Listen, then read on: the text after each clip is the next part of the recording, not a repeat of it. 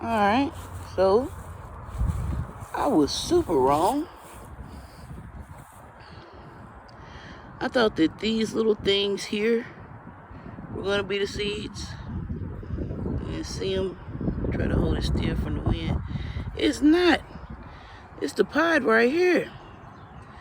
I just looked it up. They said wait till they turn brown. It's cilantro being a big old bully. I already pulled my regular cumin seeds up, put them in a brown paper bag, upside down, let them hang out for a minute. But yeah, I was super wrong. That's it right there. One of them down here, something already ate it. It was one and it was just snatched off the top. I was like, dang. But okay. Little pod, I'll keep an eye on you. Wait till they turn brown. If they turn brown like the regular cumin, then I'll definitely know. But it's still little flowers and stuff coming up. And, yeah. Man. I came out here the other day. I was like, what is that? That's the pot it's going to be in. Ooh, look at that one. It's huge. Nice. Yeah. Take all these seeds and just grow a whole lot of black cumin. They be talking about the wonders of black seed oil and all of that. I imagine if you cook with it, you get the same benefit. And like I said, them little bitty seeds. Shoot, man. Yeah. Okay. All right. I'm letting these go to seed. I've been making juice out of them. What's cracking, Miss Lee? How you doing? Oof. Yeah. Letting these go to seed. And like I said, I planted my garlic at the totally wrong time. Yeah. But it's going to be out here. All right. I got half my goji berries planted. I gotta find somewhere to put the rest of them.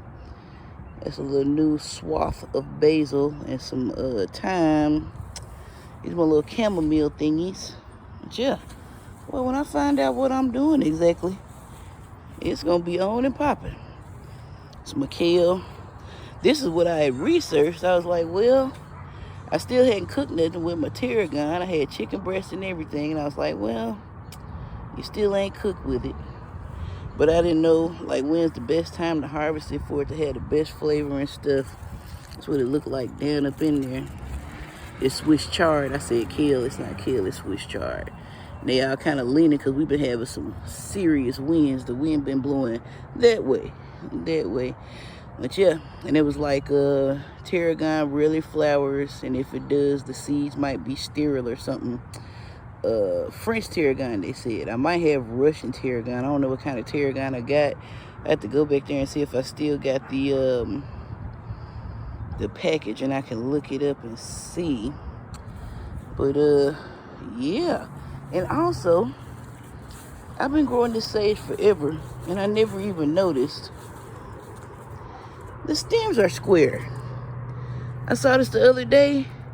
I guess because it had spread out so much and I was just looking at it and investigating it. I said, how about that? It's got square stems.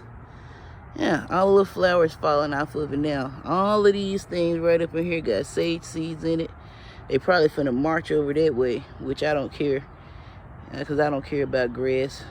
You know, I really don't. It's just something else to do. And that's a dude's thing, really, you know, cutting grass and keeping a lawn and all of that stuff. They like this stuff. I don't know why. It's just work to do. Just a whole lot of extra work to do. Look at this stick on my thyme. The thyme down there popping is running and spreading. Lavender popping. Looking pretty. This is parsley. It just, I had to prop it up. It's doing too much. I was like, dang. It's just leaning out, grabbing that sun. And this is the hyssop. It's got flowers on it. I wasn't expecting it to do that, but I imagine it's doing the same thing sage doing. I imagine it's hyssop seeds all up in there. That's the oregano chilling. Some more little thyme down there.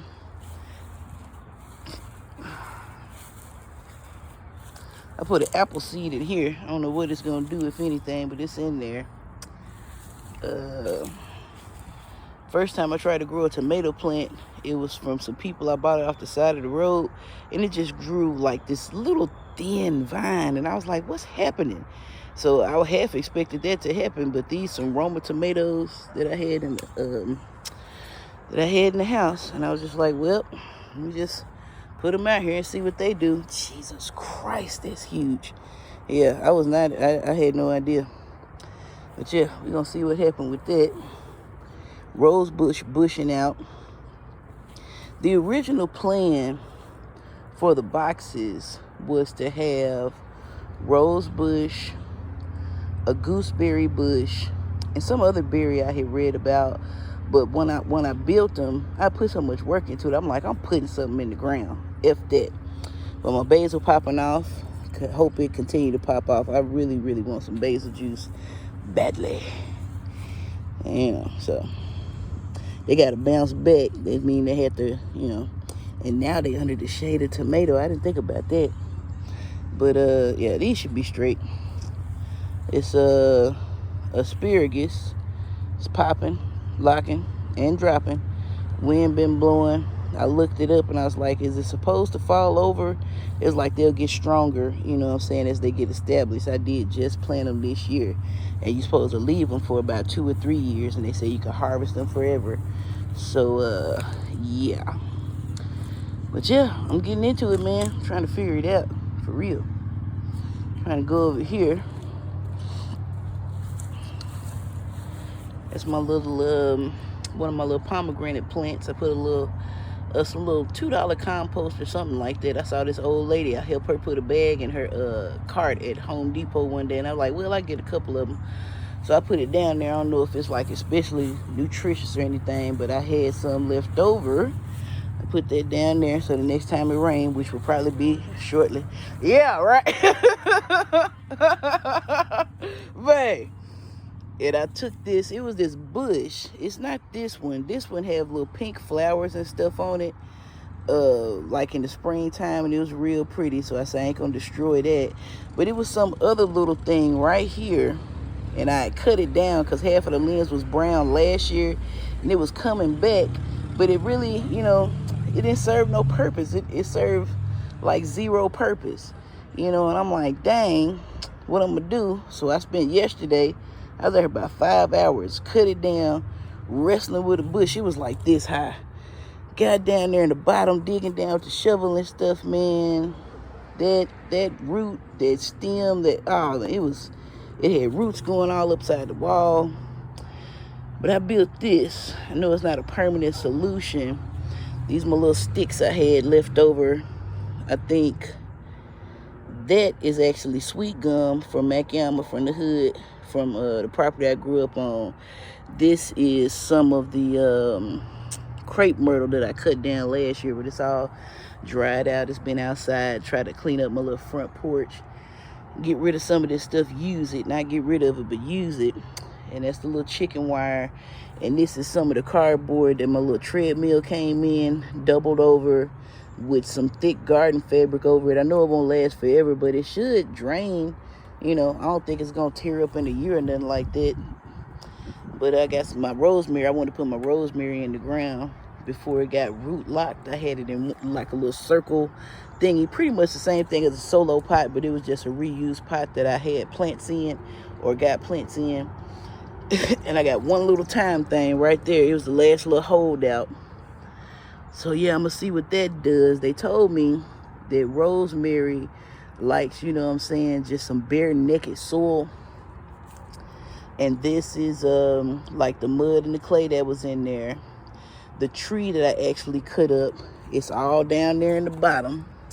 Right, so I stepped on it, chopped it up. I got the little Earthwise wood mulcher. So I mulched up all the pieces I could mulch up, put it down in there, stomped on it, put a little layer of mud in there, put the little, the stump part of it that I had to chop. I'm talking about I had to get an axe, bro. I said, once you swing this axe, young lady, you a different type of girl. Are you ready? I said, I guess so. Because you can't put your chainsaw down in there. You'll mess up the chain. It'll mess it up. And I already probably got it too close to the dirt. I was out here swinging that dead burn axe. Man, let me tell you, I'm a different type of girl now. But yeah, that's my little rosemary. And hopefully it's going to do okay. It get better sun in the daytime. And hopefully, I didn't want to put it in there in like June or August or July or something like that. I was like, let me go and get it in the dirt now. That's the little rosemary thing I didn't put up in there. I think they down in there pretty good, but eventually it will rot away because it's in the ground. It's not treated or anything, it's just wood, but I don't know. We'll see how long it lasts. I don't know if this was smart or dumb, but what I did was I put my goji berries in that hole, man. I don't know if you can see it.